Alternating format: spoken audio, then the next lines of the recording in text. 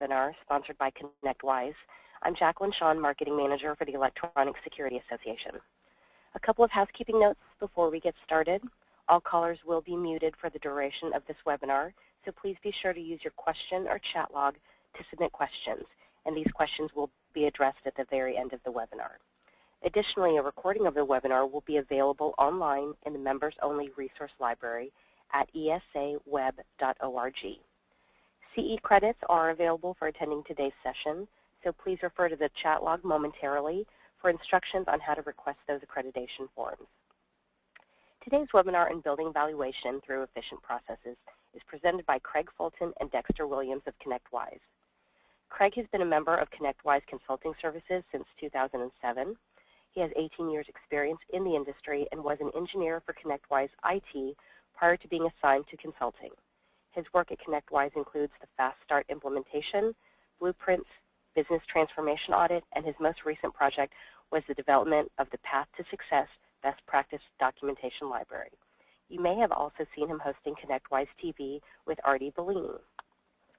Dexter has a passion for improving businesses and helping business owners to realize the freedom that comes with creating a business that works for you and not the other way around. He has been an evangelist for the ConnectWise mission of creating success for small businesses since 2009 and has worked in several capacities for the company. Dexter is now focused on expanding the ConnectWise footprint and helping bring industry-leading best practices, solutions, and profitability to anyone that will listen. So without further ado, I'd like to turn it over to Craig and Dexter. All right. Hello. Good afternoon, everyone. Looking forward to a good webinar here. I'll go ahead and share out my screen. And everyone should be seeing my PowerPoint. It looks like we're good to go. So kind of wanted to just kind of kick this off with just the title, Work Smarter, Not Harder, Building Valuation Through Efficient Processes.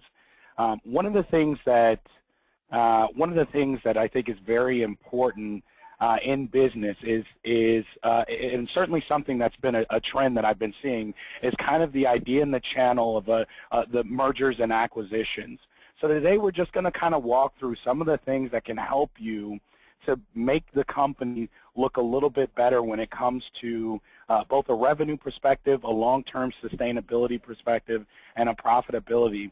Even if your goal is to just leave a legacy that your other family can come into with your business, we're going to talk about some of the things that you can do right now, implement them into your business, talk about some of the methodology and thought behind that, and just kind of walk you through generally how efficient processes can help you to build valuation in your business. So let's talk about a little bit more about what's going on today. Why even change anything that we're doing, right? A lot of times I talk with business owners and they say, well, you know, I mean, I am not a millionaire. I'm not making millions upon millions of dollars, but I'm doing okay, and the world works out. So the question is, why change? Well, there's a lot of different things happening in the market. First of all, there's commoditization of all of our of everything, right? Labor, parts, we're seeing declining margins, downward pricing pressure, competitors constantly entering that, you know, that charge less and offer some kind of service for less. We have the idea of attracting new clients that are going to help to sustain the business long term. And how do we do that? And what is going to be our compelling message in a sea of sameness, where everybody's saying the same thing? How do we attract those new clients? And then convergence. The IT guy is now saying that he'll do the security systems, the fire and alarm systems. He's the one coming back and saying that he's going to take care of those things. So now we've got sort of this convergence concept where technology is just all becoming one, and the Internet of Things and all of these technological concepts are kind of blending together. So we're going to have to kind of solve for some of these problems long term and get the strategic vision in line.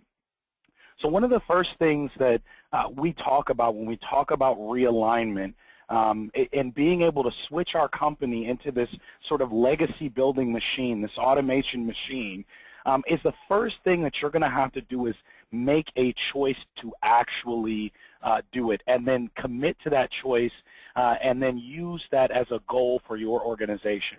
Now, actually, here at ConnectWise, we actually have had Jim Collins come to our annual IT Nation event. This was 2 years ago, and he spoke.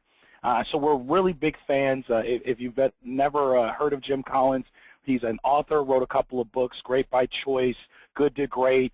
Would definitely recommend that you read some of those books. Excellent stuff to help you kind of set the strategy for your business. But I took a quote from him because I think it was very important to talk to some of the theory behind the realignment of goals and values within your organization. First, and I'll just go ahead and read the quote, and then we'll kind of break it down a little bit, unpack it a little bit. First, you cannot set organizational values. You can only discover them, nor can you install new core values into people. Core values are not something people buy into. People must be predisposed to holding them. Executives often ask me, how do we get people to share our core values? You don't. Instead, the task is to find people who are already predisposed to sharing your core values. You must attract and then retain these people and let those who aren't predisposed to sharing your core values go elsewhere. Now, the first thing that I think and most important point to building evaluation through efficient processes is getting the right people on the bus. Inside of your business, you may be looking around and you've got that one senior engineer who knows everything, is the best wizard with every single thing, can install it, can flip it around, can plug it in, unplug it. But the problem is they don't buy into the company's overall organizational objectives. They don't buy into the value set that you tried to create as an owner or as a manager or a service manager. So this is really about getting the right people on the bus to start with from day one, so that when we go to implement some of these new strategies, the employees are aligned with them, they understand them because they align themselves with our values. So let's talk about some of the benefits of working smart and not hard. First of all, we talked about legacy building, right? Having the ability to build out a business, whether that for you means building out a business to maybe sell it one day, or even building out your business to leave to your family. Transformative solutions for your clients. When you begin to think in the context of realigning your business, you often stumble upon solutions for your clients that are going to make them happier, that are going to make them more engaged, and frankly, it's just going to mean that they're down less and they have less problems with their systems. This is really going to be an important part of that. Optimizing the business, right? Having the ability to create a very efficient, lean organization that can consistently deliver in profitability, so we're optimizing the business there, and then creating stickiness with our clients as well. Because we've got this new sort of mantra for operating, we're creating a sort of stickiness and bond with our clients that goes well above and beyond them just being able to call me. A lot of times I talk with business owners, and the reason their clients love them so much is because they can call the business owner whenever they want, and he'll fix the problem right away, but that model is not sustainable. You can't be on the phone looking away. You know, even while you come to webinars like these, you still have to sit there and worry about the next client that's going to get 10 calls while you're on this webinar. The idea there is to create stickiness with the clients because of your business, not because of just you or your senior engineers. So I'm gonna drop a bomb on everybody on the webinar, right? And it's actually going to, I think it's going to blow some of your minds. Is I'm going to give the keys away to unlock prolonged profitability, right? There's two things that you have to do. You have to increase revenue and decrease costs. Now, I know that may seem very stupid simple, but it is. And it simply is. A lot of times we don't go back to these core concepts, though. And Craig and I today are going to kind of really share with you some of the ways that we can do both of these things, increase revenue, decrease costs. A lot of times we're just looking at money in, money out. We're not looking at, okay, I made payroll, I did all of these things last month. Here's how much money I spent. Here's how much money I put in the bank account. That's now profitability. But it's not looking at the different types of revenue that we make, the different types of costs that we have, breaking them down and making them easier so that we can unlock that prolonged profitability and sustainability in our business. So Um, let's go ahead and talk. I'll go ahead and kick this over to Craig, because Craig is really our process guru here at ConnectWise. So I'm going to go ahead and let him kind of walk us through some of the things that we can do in optimizing our business and creating repeatable processes. So Craig, why don't you go ahead and take it away there. Okay. Hey, everyone. I'm Craig Fulton. I've everything that Dexter is describing there, great stuff. I've worked with hundreds of ConnectWise partners and all different types of businesses to help them in this area. What I do is I come in, I look at all the processes and determine how can we reduce the errors. So by putting automation in place, putting a system in place, and having accountability, you will reduce those errors in your process. I see this quite often. A great process is created, but then if you don't put any controls or automation around it, people aren't going to follow it, and it's pretty much worthless. So we want to reduce the errors in the process. That's step number one in optimizing a business, is get everybody doing that consistent thing that you spent time developing and works. This is a real common one. I was a system engineer for a long time, and I had to deal with the handoff from the sales department, the handoff from our procurement department, and a pain point for me was just errors, not getting complete information.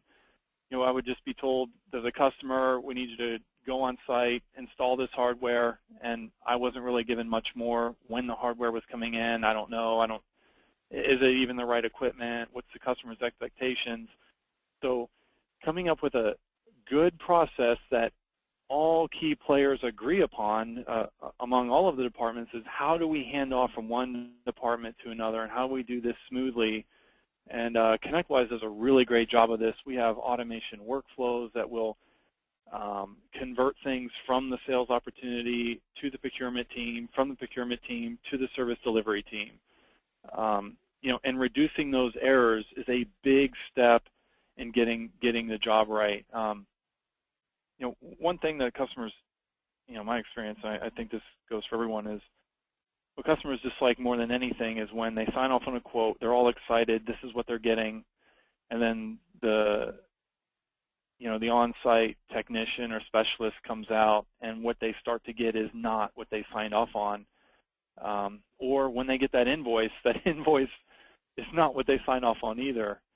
I laugh because I can't say how many times I've walked into a customer and they're like, you just invoiced me for this.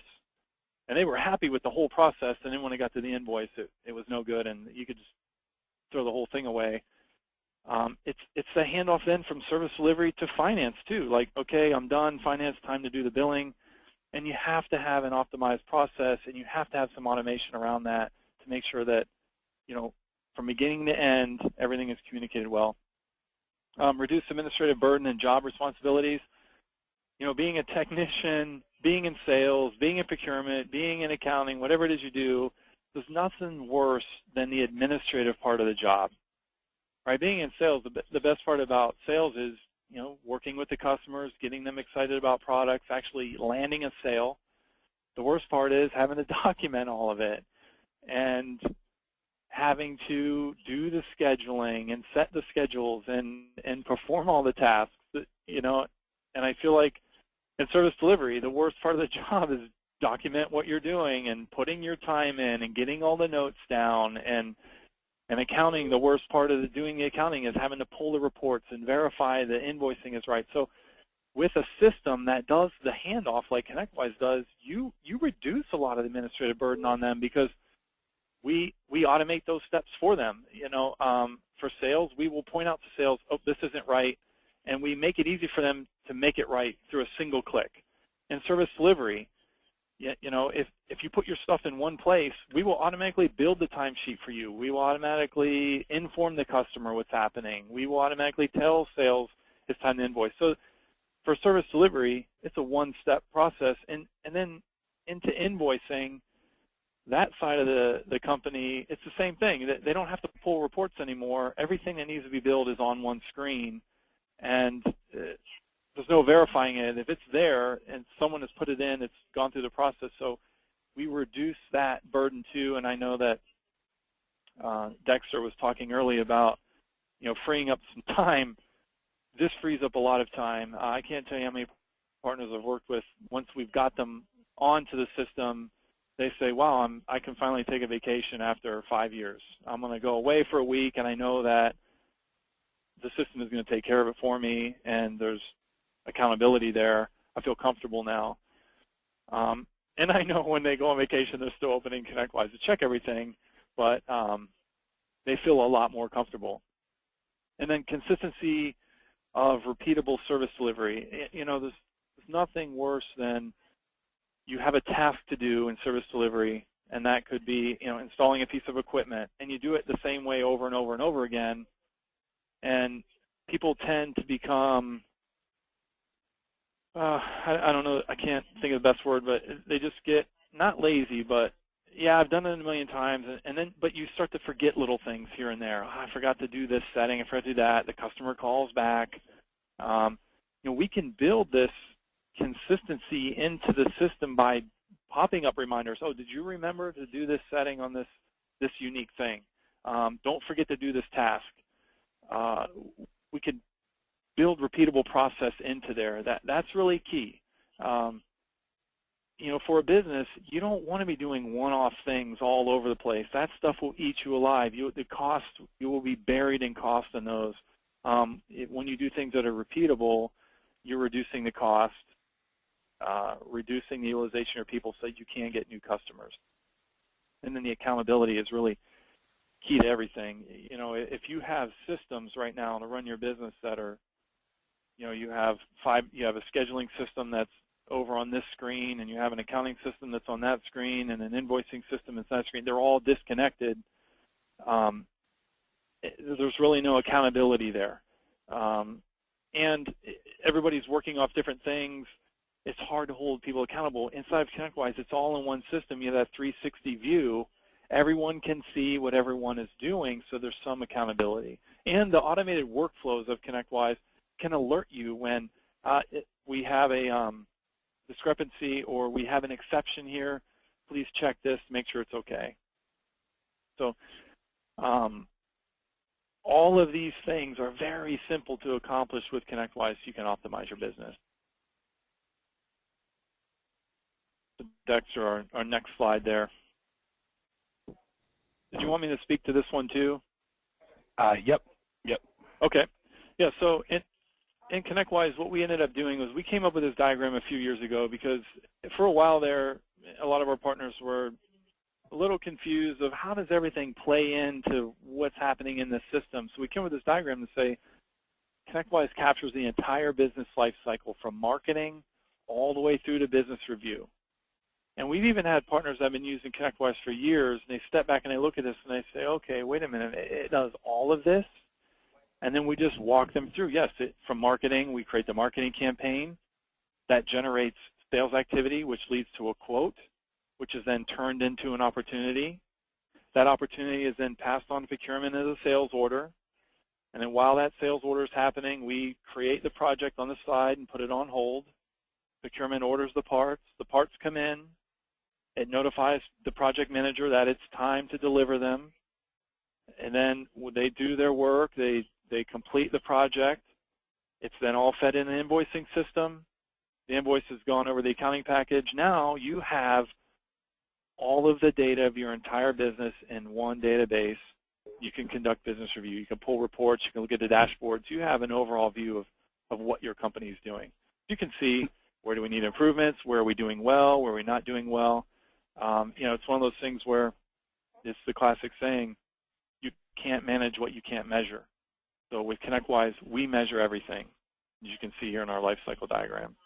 Yeah, and I think the key, to kind of piggyback off of what Craig's saying there is that you are already doing all of these things, right? You're already in some way or fashion doing these things. Whether you use paper for tickets or you use emails or client phone calls, text messages, however you're doing this stuff, you are doing it today because every company has technicians. They got to schedule them. They got to look at their calendars. They have to invoice for the time or invoice their recurring revenue. All of this stuff has to happen. The question is, are you automating it? Are you finding a way to make it so it's not a manual entry into QuickBooks every time you want to create an invoice? So kind of the next thing that we're going to kind of step into is taking some specific points. Craig actually, as a part of his Path to Success initiative that he did here at ConnectWise, has said, looked at individual things within the business and broke them down and put some best practices around them. And whether you use ConnectWise or not, these are things that we kind of feel or are ideas or concepts that you should center the business around to help automate, to help you get a better handle on measuring and growing the business. Craig, I'll let you talk to this slide here and some of these other best practices. Yep, so you guys have heard me talk at a high level of how ConnectWise can do all these things, but these are some of the details of how we do it. This is patented technology that ConnectWise has here where to help control this whole process, I mean, really everything starts at sales and marketing. Everything starts there. So what we've done is we've created everything as a product record. Everything you sell is a product record. Even the labor, the people that you have that provide the service, those are product records. You may have contractual services with your customers, maybe yearly maintenance, monthly maintenance, support services. That's a product record. The parts that you sell, the hardware, the software, all of that stuff, everything is a product. They're all product records, and we put those in place because whenever you're quoting something to your customer or handling sales for your customer, you're using these products, and these products have controls. It helps control the workflow of that handoff for where it's going next. So as an example I got here, products can become a project work plan. I can build out a nice quote inside of ConnectWise in our official quoting tool, Proposal. I can build out a quote that's got a list of products on it, and one product is installation, and underneath of that I have senior engineer services of $200 an hour, and I have some security panels as another product, and I have a security system as another product, and then I have networking equipment as another product, and then I have another product that is customer training, and underneath of there I have some labor. So I quote all of these products to the customer. They sign off, yes, that's good. I convert that quote to a sales order. All these products flow over to where they need to go. The procurement person now reviews the sales order and sees this is exactly what I need to order because the product knows where to go. It has some attributes on its record. Salesperson, the procurement individual orders everything. They then convert this to a project, and all of these product records do what they need to do and set up the project. Just like, if you were to go in a Microsoft project and you have phases with tasks, ConnectWise is the same way. We have phases with tasks. The products become those things. So there's a handoff now to the project manager that says, this is the expectation that's been set with the customer. They've signed off on. We need you to deliver these things. And it's the same record throughout the entire process. And then once the project manager is finished, that product then moves on to an invoice. That invoice goes to the customer. And here's the equation we've come to. Quote equals invoice because of this product. So when the customer got that quote, had the products on it, they signed off on it. When they got their invoice, same products on it. It looks exactly the same. There's no surprises. That's our concept of everything as a product. And our next one is, we handle everything on a service board. And we do have a saying that everything is a service ticket inside of ConnectWise. Everything you handle, anything that you do in your business could be a service ticket because we can wrap so much process around it between statuses and notifications that come out. But in ConnectWise, we have the ability to display a dispatch portal with a service board. And what a service board is just a collection of tickets, of tasks, right? So a service board, let's just pretend a service board is like a bucket, and that bucket has a lot of settings in it and what it can do and what it should do. And then we're just putting those tickets inside there. So, okay, these are the things that need to be handled, and that service board handles them that way. And you can have unlimited amount of service boards in ConnectWise. I've seen service delivery service boards. I've seen sales service boards. I've seen change management service boards, monitoring boards, because all of these things that happen in your business have a different process, and the board has different process settings. But again, I'll come back. We have this dispatching function that happens in there. You can have the service board for your service delivery team viewing their calendar, and you're just dragging, dropping the tickets. So as the tickets are coming in from customers, coming in from sales of what needs to happen, I'm just dragging and dropping them to people's schedules, and we're keeping those people busy. All right, that's our booked up, busy, and billable. Because let's face it, your resources, the people you have doing the groundwork, they're your most expensive resource. They're the highest expense you have. We want to keep them busy, and this process allows for that. We also have workflow rules and notifications that can happen to control this process. You know, if there's things in your mind that you know must happen, right? A ticket comes in, it's new. We need it to notify the service manager. We have a workflow rule that can do that.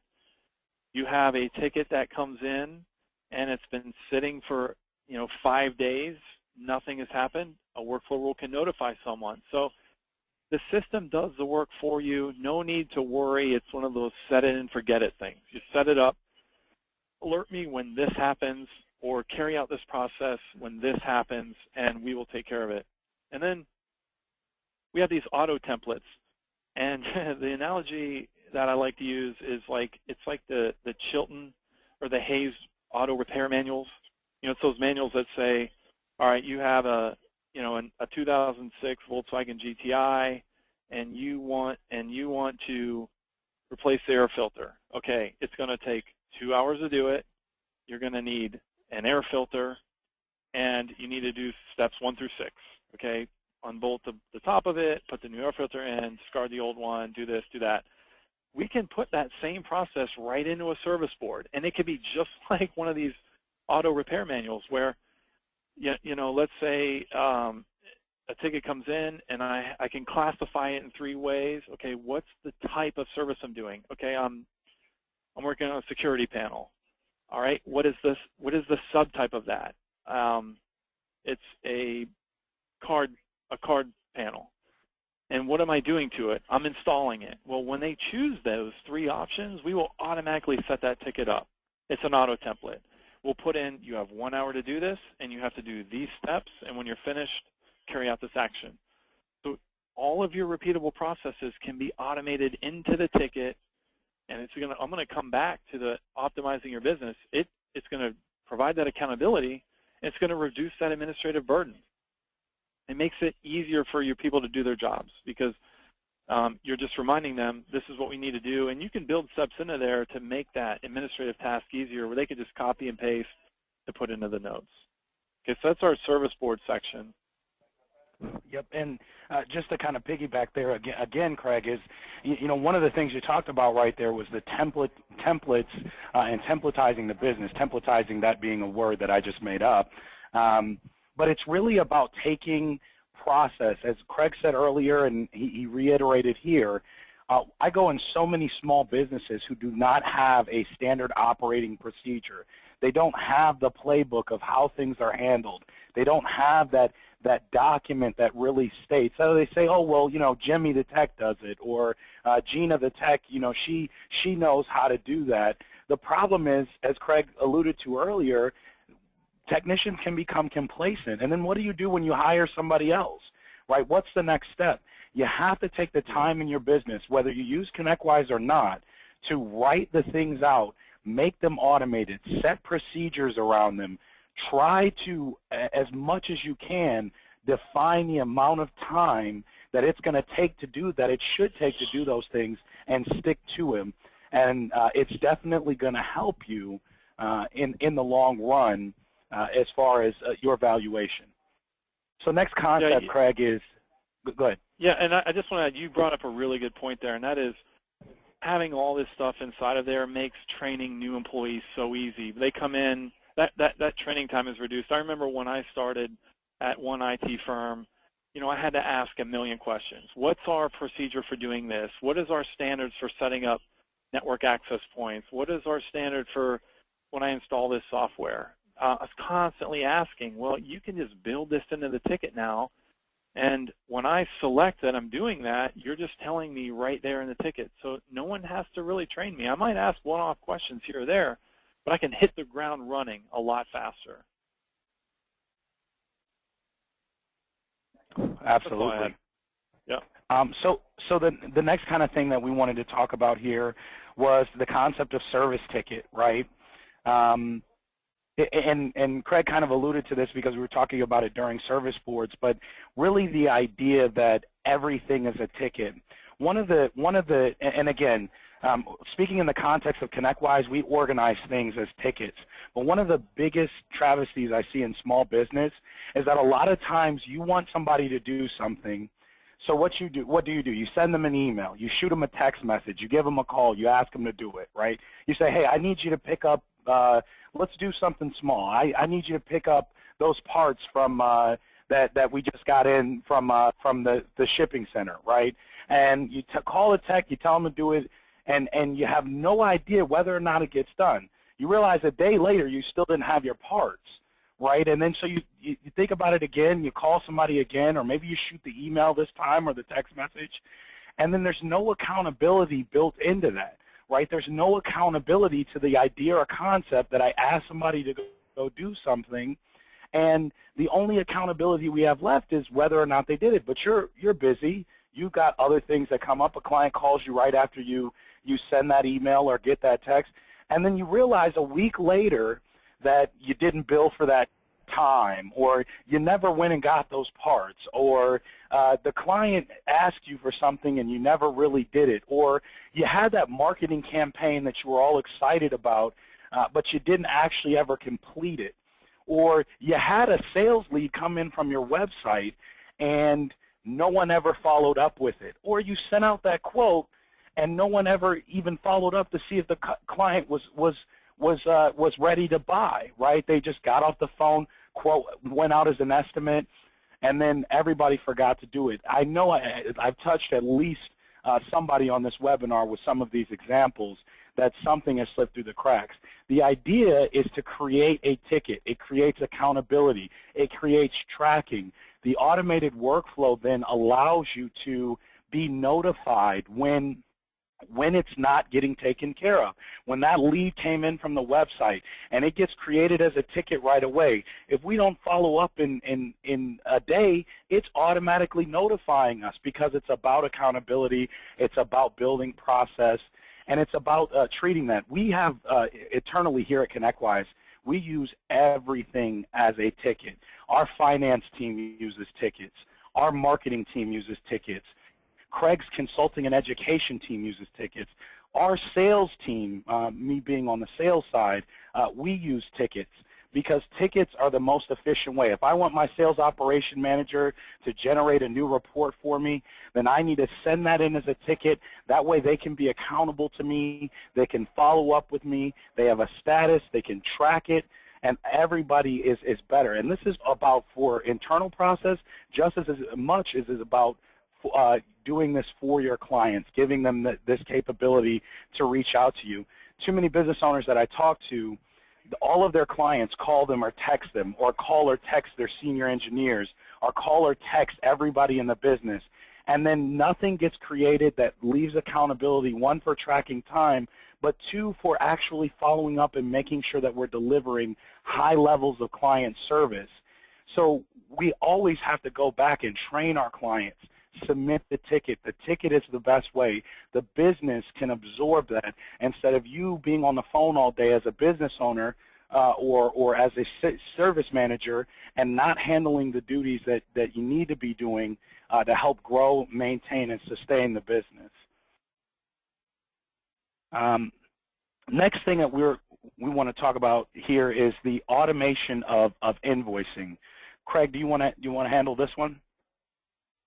Yeah, and I think I've sort of maybe have driven this one home earlier, but I'll just bring up some more things here. You know, there's been many times where, you know, people, but they buy ConnectWise and they know everything it can do, and sometimes forget about this one with the automated invoicing. I can't tell you how many times I've been in an implementation with a new ConnectWise partner, and the person in finance keeps asking me, where's the time reports? Where are the sales reports? And I'm like, oh, they're here. They're right here. And then I see them go off and creating invoices, and I say, whoa, wait a minute. You don't have to do that anymore. And they're like, wait, what? I'm like, you can pull reports if you want to see the stuff, but we put everything into one screen for you. Because people are using the system, putting products in, putting time in, through settings you've done, the things just land in an invoicing screen, and all you have to do is select them and hit the invoice button, and it creates the invoice. There's no need to pull a report and then go over to another invoicing system, which is most likely QuickBooks or Great Plains, whatever accounting, and double entry, right? Because someone has already entered it in the system, you know, ConnectWise. There's no need to go to another system and re-enter it onto an invoice. We put it all into there. So whether it's time, a timesheet, a service ticket, a project, everything lands on the invoicing screen automatically just through day-to-day, through day-to-day invoicing. Through day-to-day entry. So I've seen, well, I can't tell you how many times, at least a handful of times, I've had the finance team almost in tears of joy. They're like, oh my gosh, this is going to save me a week, a month. I'm finally going to have time to, you know, do a little more work in the accounting system. It's going to free up some evenings that I have at the end of the month when I'm scrambling to get invoices out. This is so great. I wish we would have done this earlier. I wish someone would have just alerted me to this a long time ago. I would have been so much happier. Automating the invoicing is just something that we get so excited about, it automating the service delivery of the business, that we forget about all the benefits of what it's doing in invoicing, right? Because, you know, we all have been guilty of this, of what a business does. They go out, we do the service delivery, sales are thing, and they just, everybody's all happy, and then they just dump all of it on the finance team to sort it all out. And the finance team really does get that mess that comes out of the tail end of all of this stuff, and they have to sort it. Well, that is all gone now, because if you've set it up to handle the process as I described earlier in ConnectWise, everything that comes out of the end is nice and clean and prepackaged with a nice little bow on it for the finance team to just one click and create the invoice. I mean, I have literally gotten businesses down to their invoicing, and I mean their sort of their reconciliation and invoice process is 2 buttons. One button to check everything, and they, yep, that's good, and one button that generates all the invoices, and they're done. So something that has taken days is now reduced to minutes. It can be done. And you know there's consistency. That was my last point there. Because of everything as a product, when it goes from a quote to an invoice, you know that one product record, it never changes, and it came all the way through to the end. All right, so the next thing we wanted to kind of talk about was the sales organization. And you know, me being the sales guy that I am, I wanted to really spend some time focusing not just on the process automation in the sales department, because that's a big key to this. But one of the biggest challenges, and we were talking about it for anyone that was out at Essex, and you know, one of the biggest challenges that any integrator is facing right now is this sort of idea of convergence and this recurring revenue thing, you know, managed services, and how can we do managed security services, and how can we do managed, you know, home automation, and what are some of the things that I can use, tools that I can leverage. And one of the first problems that I hear is, how do I sell this stuff? How do I tell my client that there's value in paying me more money every month to manage the systems that I install, to monitor those systems, to proactively maintain those systems versus just going out, doing the inspection, once a quarter or once a month, and then calling that the end of it. What other things can I do? So I wanted to address that portion of it in a high-level sense before we moved on to the process around sales. So first of all, you have to change commission packages to incentivize recurring sales. Anybody that has a bigger sales team, any of you, the integrators that has a bigger sales team, salespeople follow the money. And a lot of times you're incentivizing them through your commission package to sell non-recurring revenue.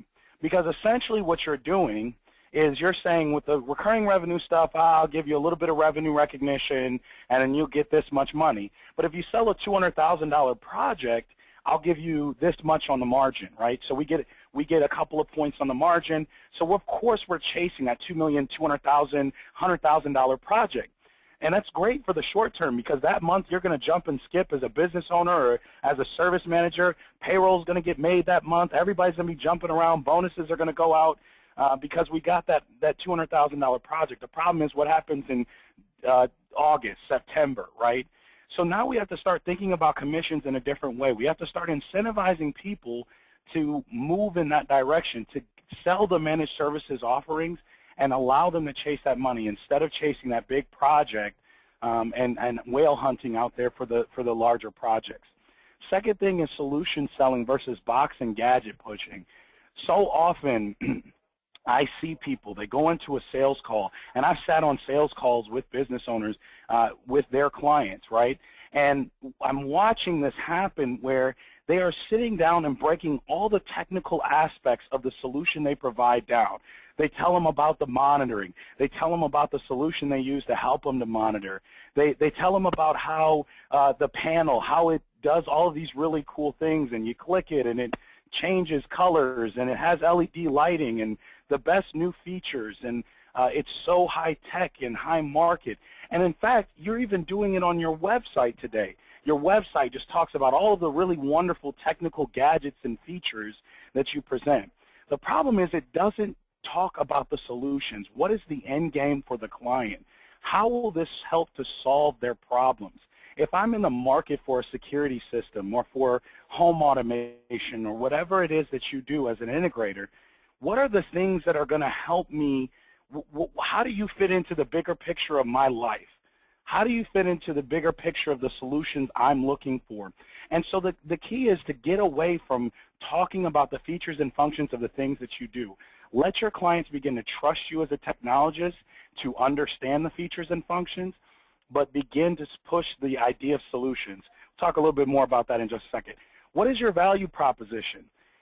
I've probably, and I wish I was standing up in front because I could see a show of hands, but how many people have said, I give the personal touch my clients can't get anywhere else?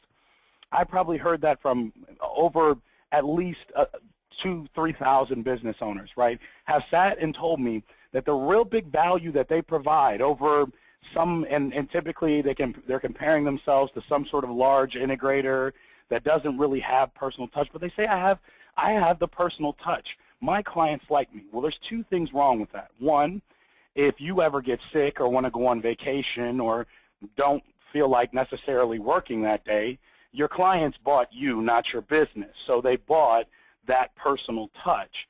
That can be a problem. But two, that even if you built a business where it doesn't center on personal touch, right, but you use that as your value proposition, your biggest problem is that everyone else, all of your competitors are saying that as well. All of your competitors, even the big box shops, are telling their clients that they are going to give them the personal touch. And so what have you done to distinguish yourself in any meaningful way from every other small and medium-sized integrator that's out there? So now you've essentially just kind of put yourself in a position where you're going to have to compete on price, because the real big value proposition that you've delivered centers around personal touch, which again is not any different. How do you fit into the overall picture of your client's business objectives? Now, I know as meeting a lot of people out at Essex, we have some people that do some residential work as well as business. It really doesn't matter, commercial.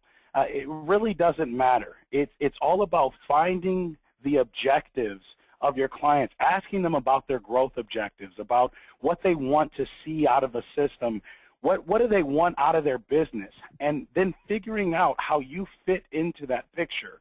So a lot of times we preach to our clients to do quarterly reviews with the client where we're talking about their business. We're talking about what they want to get out of their business, and then we're presenting a solution that fits into the context of what they want versus trying to just talk about, here are the features or functions. I know you said you wanted a camera, you wanted it, to have these things, you wanted to have automated DVR and scripting and recording and all of these other things, and then you wanted the access control panels to be online. And instead of focusing on just those things, focus on the business objectives of that client and allow yourself to get through there. Reframing your client, removing the I'm fine. A lot of people ask me, and probably one of the most important things I'll say is the managed services side of the business. You're not going to get that 100% from existing clients. So you're not going to get all of this recurring revenue for managed services from existing clients. The key is to start with new clients, actually, because your existing clients are comfortable in the relationship they have with you. Now, the one thing that you'll have to do for your existing clients is reframe them. You'll have to reframe them from the I'm fine with the way our relationship works today. I'm fine, I call it the I'm fine objection. What they're really saying to you is that I really don't understand how this hurts me. Well, the biggest thing is that by the time they call you, you send a dispatch a tech on site, it's now been 2 hours that that system has been down, whether that's a camera, an access control, a panel, whatever it is. It's now been 2 hours that system's been down by the time we finally get out there. What if we could eliminate all of that and say that the system just won't go down without us knowing about it first? That we'll be the first ones to call you, that we're proactively maintaining the machine, and you're not down. How much does that 2 hours cost you? As a business, as a again, getting back to their business objectives, how much do these things cost you? Focus on why and not what. Again, this goes back to the gadget feature pushing, box pushing, looking at margins that way. Focus on the focus on the why and not the what. So basically, what we're saying here is focus on why you deliver these solutions. Focus on the larger picture with your client, not just the individual solutions themselves. Automating opportunities. So essentially, we're going to say that we're going to automate opportunities. We're going to allow you to take opportunities inside of the system and use workflow rules to remind you that a quote went out last week and you still haven't followed up or heard from the customer. These are things that are going to help you. Make sure that you're actually doing your pipeline and forecasting, right?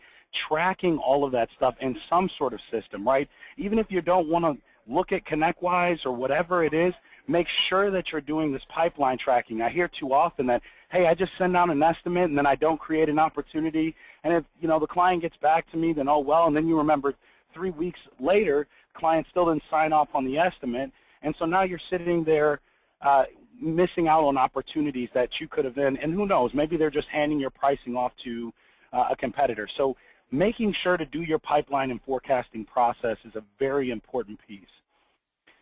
So now we're going to go into a little bit more about retaining clients and how we can keep clients for the long term. Because one of the big things about increasing revenue, decrease cost, one of the biggest costs to a business is obtaining new clients, right? Because whether you're doing the marketing through SEO or you're doing the marketing through word of mouth, it's a lot that goes into onboarding a new client. So how can we become better at retaining our existing clients and then giving them an awesome experience so they want to do business with us more, so that they want to get onto our managed services offering, they want to get onto our IT offering. So the key to this is markets are getting more competitive and clients have options. I hear from a lot of people that they think that their client would never leave them, they would never happen. Markets are getting more competitive. People are entering. Big box shops really want to get into the small to medium-sized business space, and they're all making tons of money, putting huge investments into trying to to get your business. So trust me, they will figure it out in some way. First thing that you can do is under-promise and over-deliver. Stop telling the client that you'll do everything they ever want and you're going to do it for such a low price. Under-promise, over-deliver is always the key to keeping good client relationships. Reporting and metrics. So how long does it take us to respond to tickets? Giving that client, in a perfect world, right, and we're doing this managed services, recurring revenue thing, and we're not getting a lot of tickets, or the client isn't seeing us a whole bunch. So we're using reporting and metrics to show them the value of the things that they're getting from us. Quarterly business reviews. Go and sit with your clients at their sites. Talk to them about what their business objectives are and how you can better fit into that with the systems that you provide or maybe that you're not providing. And being sticky. I talk a little bit about this. It's just an example offering. Providing hardware service. Imagine if a client came to you and said, I need a camera system, right? I need like 6 cameras and, you know, I want the DVR system installed, all of this. Imagine if you said, well, okay, no problem. This is what I'm going to do. Instead of you paying me the $50,000 up front, I'm just making up numbers. Instead of doing that, I want you to pay me $3,000 a month.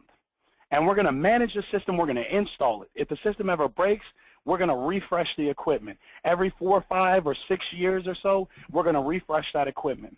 But you're going to pay me $3,000 a month every single month.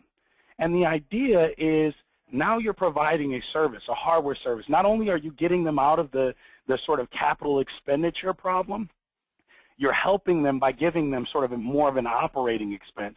But you're helping the business because you're building recurring revenue.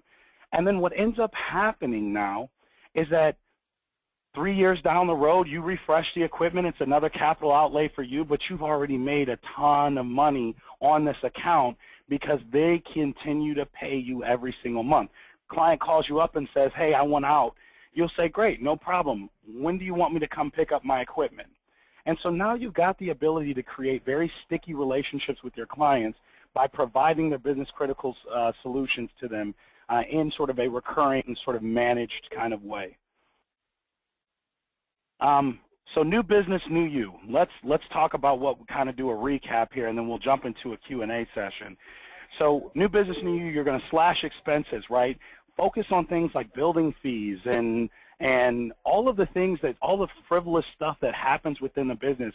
Re-examine those costs and cut them. That's not saying cut meaningful costs, right? You need to invest back into the business, but slash those expenses. Cash on hand. Jim Collins brought up a good point when he was actually doing his keynote. He asked everybody in the audience, if you didn't make a single dime in revenue for the next year, would you survive as a business? And so the key is cash is king. You hold on to your cash, build up your cash stockpiles so that you can better handle that. And one of the ways that you do that is you work with your vendors. Maybe as you begin to build your new managed offering where you're going to offer this stuff sort of on a SaaS style, recurring revenue style basis, work with your vendors to say how can they help partner with me to maybe offer some creative financing or lease options and get your money. I feel like this is something that maybe shouldn't have to be said, but it oftentimes is a problem in businesses, is get your money. I've seen too many times that business owners let invoices go 30, 45, 60 days without ever reaching out because collections calls are hard to do, especially if you have a great relationship with that client. So you're having this problem where you're not getting that cash, you're not pulling down the money, you're taking forever to invoice the client in the first place, and then they're taking forever to pay you.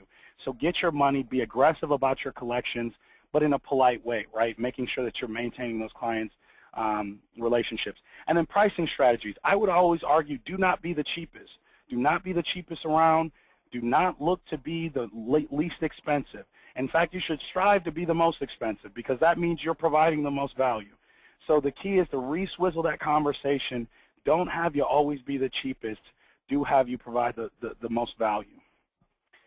All right, so now I think we're ready for the Q&A section of the webinar. So I will kind of set it up and see if there are any questions out there for me or Craig. And just a reminder for the attendees on the call, please be sure to chat those questions over or use your question log. Okay, we do have a couple of questions that have come in. So first question, what do you feel is the most important component to creating long-lasting profitability and success in the business? I think one of the biggest concepts, and I'll take this one first, Craig, if you want to add something. I think one of the biggest things that we've talked about today about creating sustained profitability is templatizing the business, right? Making it one of the reasons that Ray Kroc was one of the most, innovative business leaders of his time is, and McDonald's obviously grew from, a huge organization. But the idea that he took was that he was the first one to say, I'm going to create a business that I can replicate over and over and over again. And although none of you are McDonald's franchises, and I'm not saying that you should try to be, what I am saying is take that model. Take the model of saying, if I wanted to replicate my business, if I wanted to tell my son or my grandson or my daughter or my granddaughter exactly how to run my business, starting today, what are the things that I would need to do to make that a reality inside of this business? And that will be so much key. Onboarding will become easier. Client relationships will become easier. Long-term profitability will definitely become easier because you are standardizing, you are templatizing, and there will always be things that fall out of the mold and break the mold and customers that try to change what you're doing. But if you're committed to it and you live it and you breathe it and you write it down, then it will be a very important success factor for you. Yeah, okay, great. I mean, that's my same approach. I would say the same thing is having that consistency.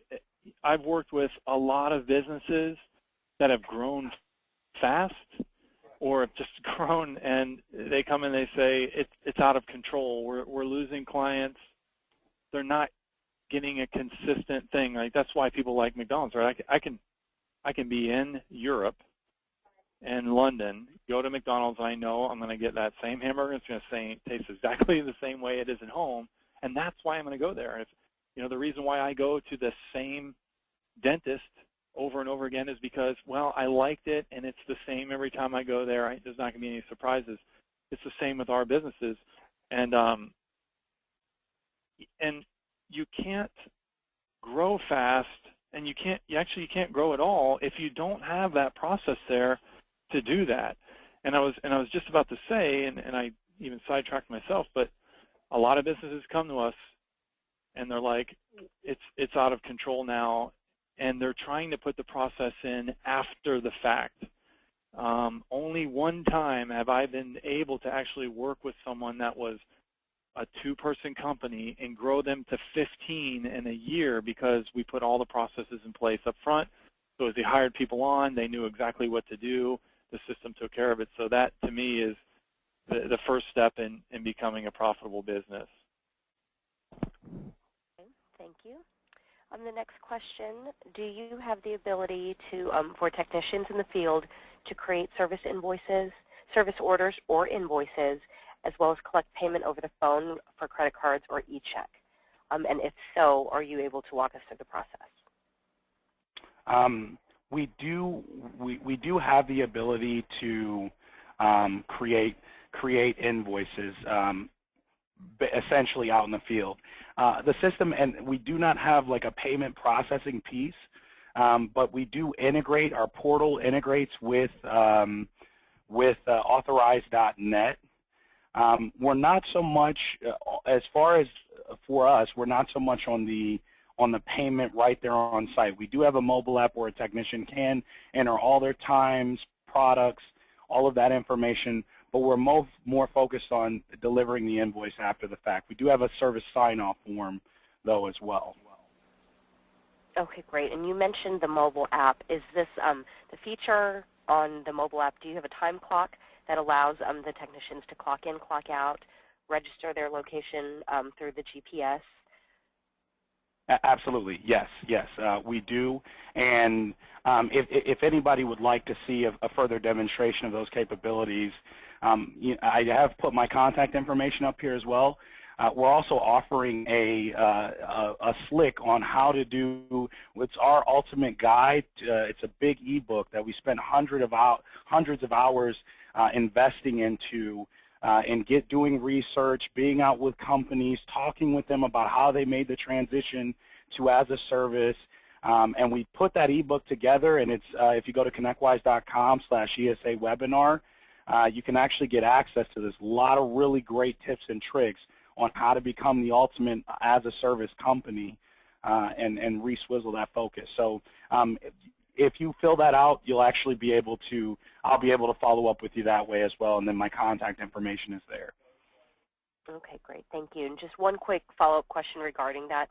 Your mobile app, offhand, are you able to tell us if it integrates with QuickBooks? Yes, our application does integrate with QuickBooks. Very good. Okay. And it looks like I have one final question, and this question is, how do you go about creating a culture of focusing on why, not what? Very good question. Very good question. I think it's one of the biggest things that I don't see in a lot of technical organizations is that they've even sat down and thought about the why. I see these mission statements a lot of time and vision statements for the company, and it's something either you never visited or you never revisited after you founded the company. And there was something that made you say, I want to be an entrepreneur. I want to open the doors of the business and get in there and roll up my sleeves. But then you lost that passion. You lost that along the way. And I'm not saying this is necessarily the questioner's case, but what the first thing that you can do is make sure that your why is defined. At ConnectWise here, I have sat down with our CEO. We're a 500-person company, and I've sat down with him. And one of the biggest reasons I'm so passionate about what I do is that in a conversation that we had, he told me that ConnectWise is not about the software. We produce a really great software. We produce best practices. We all spend our time and energy doing that. But what I am about is getting small to medium-sized business owners. I'm about getting them back to their families because I built a business, and I missed baseball games. I missed vacations. I had to travel a whole bunch. I couldn't escape that. And what he said was, I don't want that for the body of the business owners that we support. I want to give them freedom. I want to give them the ability to have their business working for them, not them working for their business. And so it was one of those things where that inspired me, and that's why I'm so passionate about what we do. It has nothing to do with the software itself. So the key for you is to get that message. What is that compelling message? Why do we do the things that we do? Why do we get up and come to work every morning? And instill that, and then start messaging that to your folks. And some people will be like, well, this is stupid. I should probably leave this company because I don't agree with that. And others will be like, man, that's so awesome. And you'll have these sort of inspired volunteers that are buying into the vision, the why, and not the what, right? And it starts from defining it, writing it down, putting it up in the office, talking about it, sharing it with folks. That's how it happens. Great. Thank you so much for that. Okay, well, it looks like we have wrapped up our questions. So once again, I'd like to thank you both, Craig and Dexter, for the very informative content. I would like to remind the attendees on the call that a recording of the webinar and a copy of the PowerPoint presentation will be available in the members-only resource library at esaweb.org. And once again, if you'll refer to your chat log for the email address, please email my Jacqueline.Sean@esaweb.org to request those ESA CE accreditation forms. So thank you once again for participating in today's webinar brought to you by ConnectWise. We appreciate your time, and we hope you found the content very useful, and please enjoy the rest of your day. Thank you so much. Thanks, everyone. Thank you, guys.